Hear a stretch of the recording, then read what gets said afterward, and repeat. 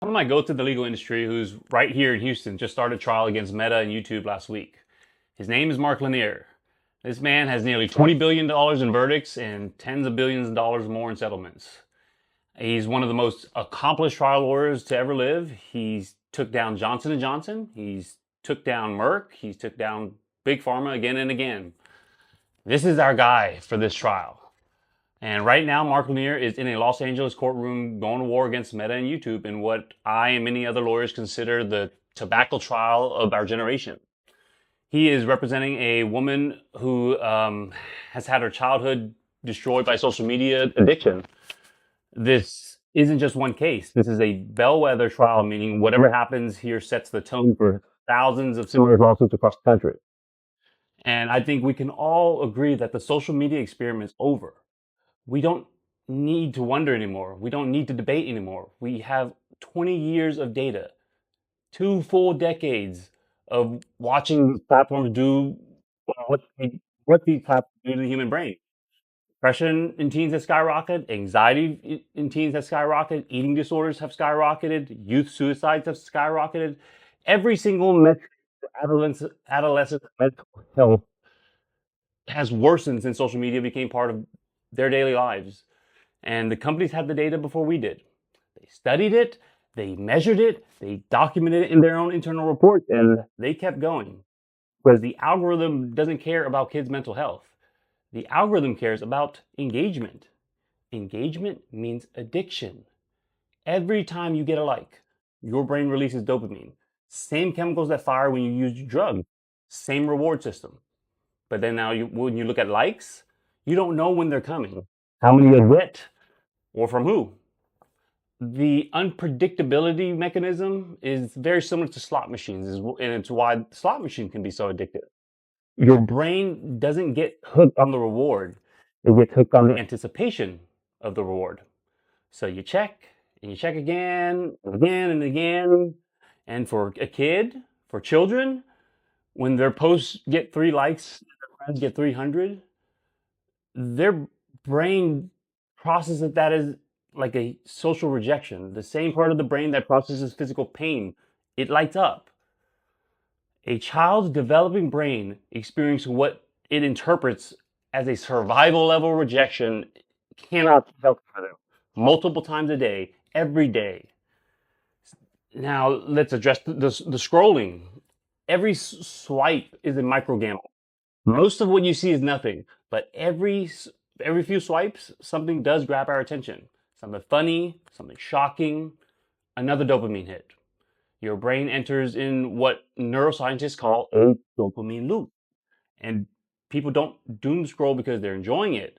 They're scrolling because their brain is perpetually chasing the next hit. You're stimulated, but you're never satisfied, say. And that's why you can scroll for an hour and put your phone down and feel actually worse than when you just picked it up, but when you picked up the phone. Because infinite scrolling, it removes every natural stopping cue. Because a book, for example, has a last page.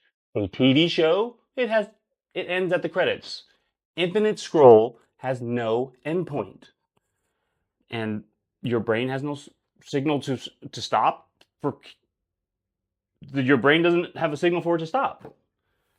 And the studies have shown that for kids whose prefrontal cortex, the part of the brain that controls impulse, it's not fully developed until about age 25. They are neurologically incapable of self-regulating against a system built by hundreds of engineers and neuroscientists to keep them locked in. That is the product. That was the goal. Look around. Look at us. Grown adults. We still can't sit still for 60 seconds without fidgeting and looking at our phones. Grown adults who crowdsource their self-esteem from likes and comments on social media, we can't even control ourselves. And we're supposed to be the adults, right? With the fully developed brains. Now imagine that for kids, for our children. They don't stand a chance. Meta knew. They ran their own internal study and they found parental controls don't even work. That parents were powerless to stop the children from watching whatever they want to watch. They had the data and they kept going for 20 years. Like I said, the experiment is over. The data is in, and it's time for accountability. And this is exactly why plaintiffs' lawyers exist. We are the last line of defense between everyday people and billion-dollar corporations that look at us like nothing but cattle they can drain profit from. This is why Mark Lanier is one of my goats. His entire career has been about standing up to the biggest corporations on the planet with billions of dollars and huge teams of high paid lawyers, and he's winning. The fact that he's right here in Houston with my two other goats is even cooler. I read the other day that for opening statements in the current case, he stood in front of a jury and broke it down and said the case will be as easy as ABC, which stands for addicting the brains of children. He said, I think he also said Meta and Google, which are two of the richest corporations in history, have engineered addiction in children's brains. He told them that the companies don't just build apps, they build traps. So we should all be rooting for this man. If he wins, it sends a message to every tech company on earth that you are not untouchable. You will be held accountable. And there are plaintiff lawyers out here who will fight for the people. The trial is expected to last about 6 weeks. So if you're a parent, if you're a lawyer, if you're a human being who cares about the next generation, this trial will mark a pivotal point for us. Let's go, Mark. We're all watching and we're all rooting for you.